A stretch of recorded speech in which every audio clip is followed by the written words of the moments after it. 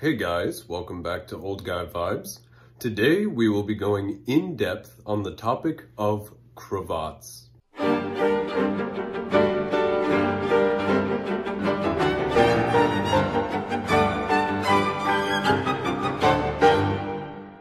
Now before I begin this video, I want to give a quick shout out to Jeff. He was nice enough to send me the primary source that I used for this video, which is a reprint of a cravat tying manual or handbook or whatever you might want to call it from 1828. This book was written by a French fashionista called H. Leblanc, or I guess H. Leblanc because it's French. And it's essentially the upper class gentleman's guide to how to properly wear and care for your cravat, as well as it provides a bit of insight into the history behind the cravat. And this book actually, for such a small little manual, goes into an immense amount of detail about the specifics of colors and occasions and all that sort of stuff. It even has dozens of different styles of knots that can be worn. So thank you, Jeff, for sending me this book. It's really great and it's provided a whole lot of insight. Now, if any of you guys want to read this book yourself, I think he said it was on the Townsend's website, which I believe I've mentioned before. They're late Georgian, early Regency clothing, accessories, and trinkets sort of company, specializing in mostly working class and tradesmen clothing, but they also have some cool knickknacks and accessories, and I believe this is on the website. So if you want to pick it up, it is called The Art of Tying the Cravat, demonstrated in 16 lessons, including 32 different styles, forming a pocket manual and exemplifying the advantage arising from an elegant arrangement of this important part of the costume, preceded by a history of the cravat from its origin to the present time, and remarks on its influence on society in general by H. Leblanc, Esquire, with explanatory plates and a portrait of the author. That's the title.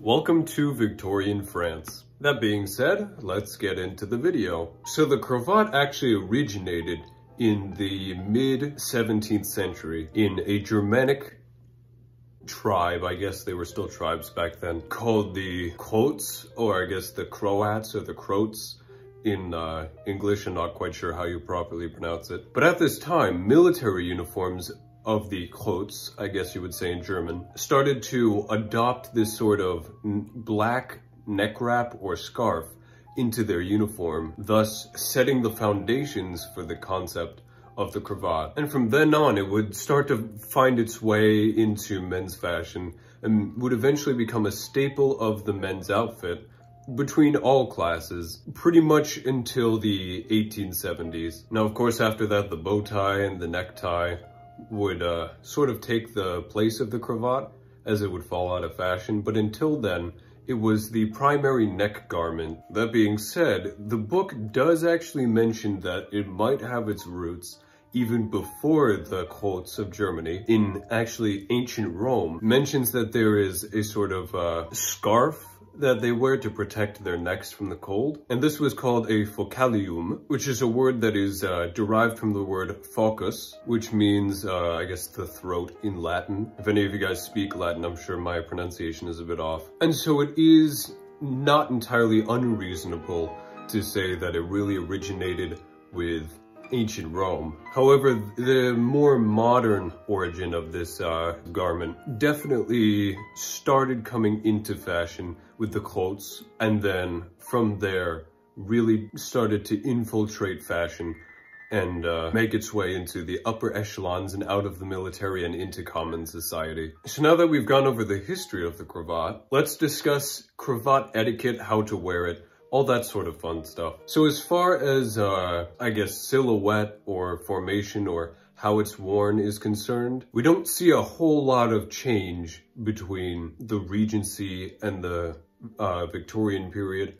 And even within the periods, there's not much of a change. So even though the book was published in 1828, the rules and the insights and the styles can still be applied afterwards all the way up through the 1850s and even into the 1860s. Now, H. Leblanc actually goes into a lot of detail with what you need and what you should do, and he's very meticulous and very strict about the requirements for how a gentleman is supposed to prepare and care for and apply and wear his cravat. Now, of course, that doesn't mean that everybody everywhere adhered to these rules. I'm sure most people didn't even know that this manual existed. But it is interesting and fun to go into what the upper class official rules of wearing a cravat were. So to begin, we'll look at the first sort of plate, I guess is what he calls it,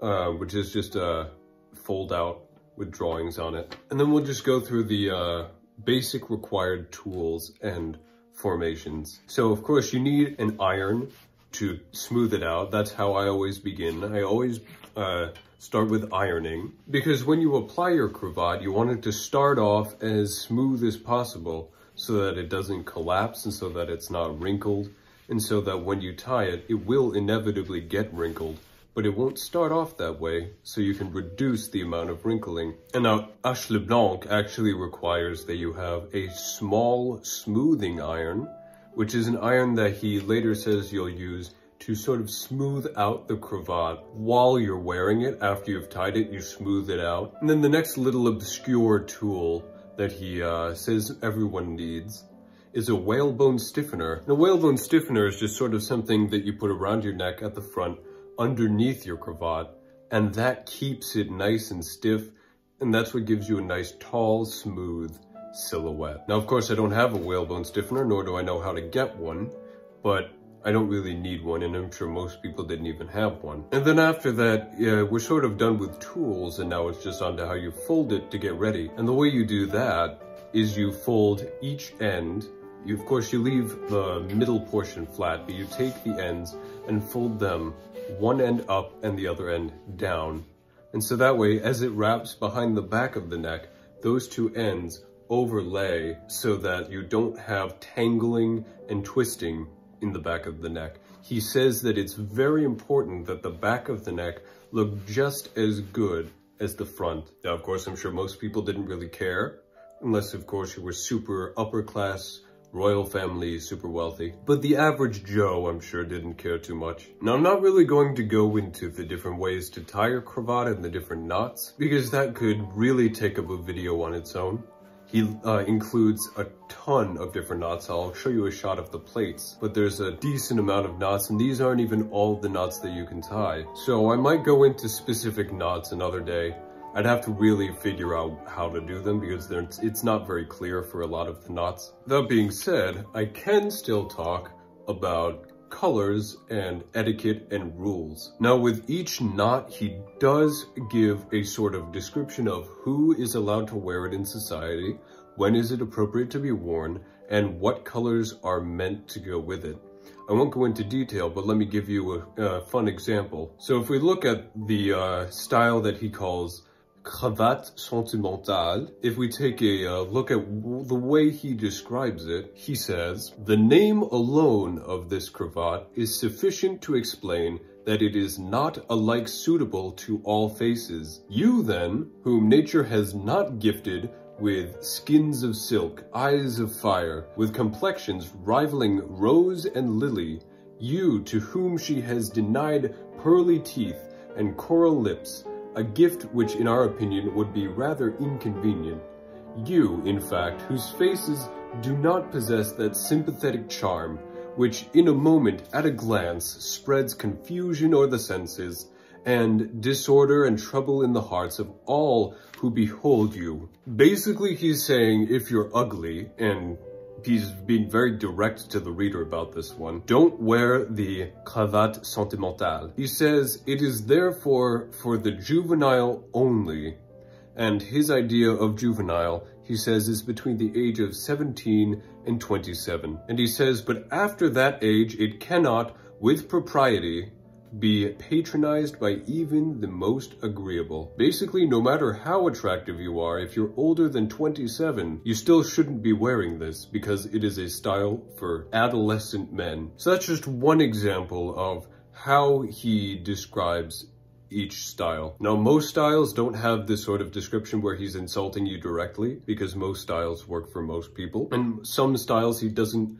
have a whole lot to write about them. But in general, I think this book is just really funny. So if you want a good laugh, pick it up. And it provides a lot of insight on the uppermost fashionista class in France and their perspective on how fashion should be. And this sort of gives insight into their views on the lower class too, because the lower class can't adhere to all of these rules. So when they see the lower class, they see these people whom nature has not gifted with skin of silk and eyes of fire. It's very demeaning, I guess, or degrading, and very direct. Definitely not something that would be allowed today.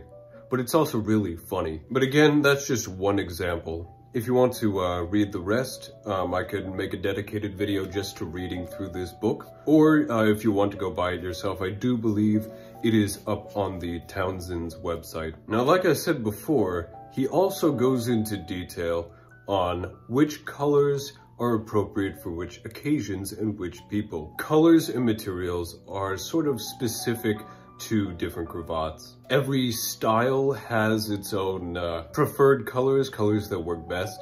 There are colors that are sort of across the board. White tends to be popular. Polka dots is actually surprisingly popular within different styles of cravat. But in general, the colors that you wear are specific to the style of cravat that you tie. For example, if we look at Cravat à l'américaine, he says the prevailing color is sea green or striped blue, red, and white.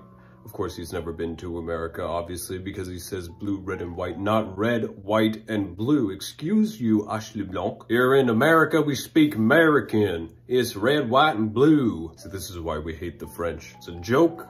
I don't hate the French. I speak French. I'm allowed to make fun of them. But as you can see, as he says, the prevailing colors are sea green or red, white, and blue stripes.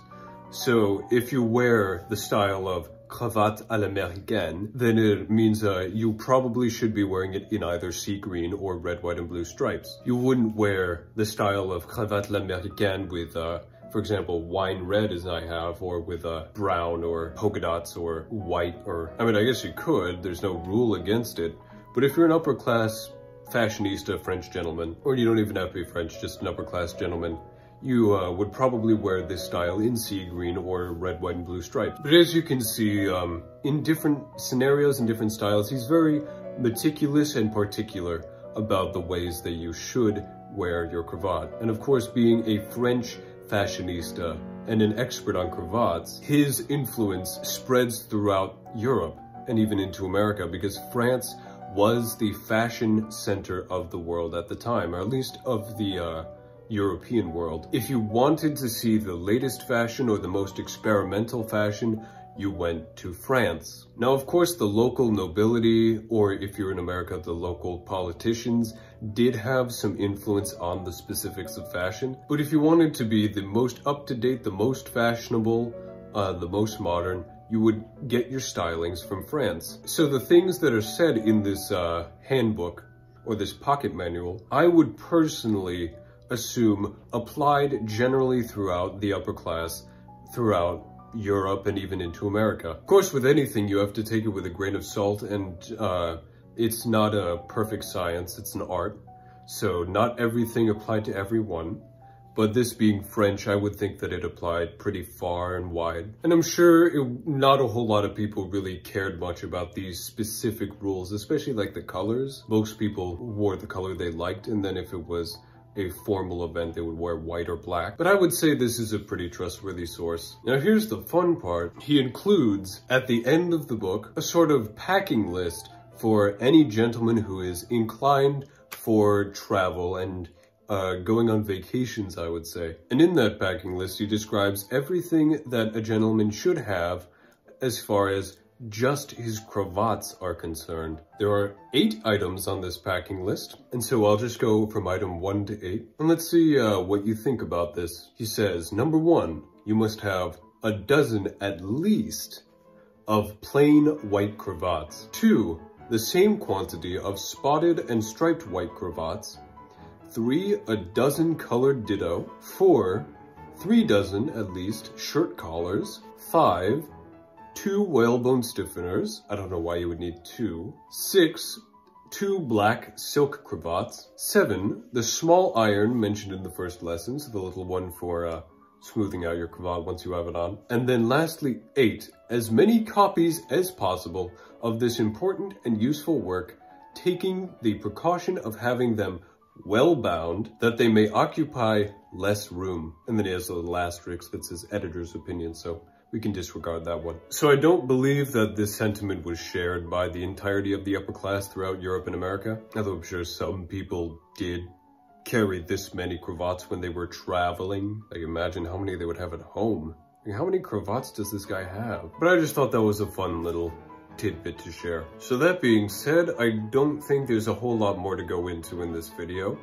Cravats are a very simple topic, a very simple garment, at least on the surface level. So there's not as much information to go into as far as the cravat is concerned, other than styles of tying and all that sort of stuff. And that's not really what the point of these in-depth videos is. If you want more videos on different styles of how to tie your cravat, I can certainly go into those, but that would have to be separate videos. That being said, I hope you guys enjoyed this video. If you did, please make sure to hit the like button, subscribe, ring the notification bell, share this video so I can reach a broader audience, all that jazz.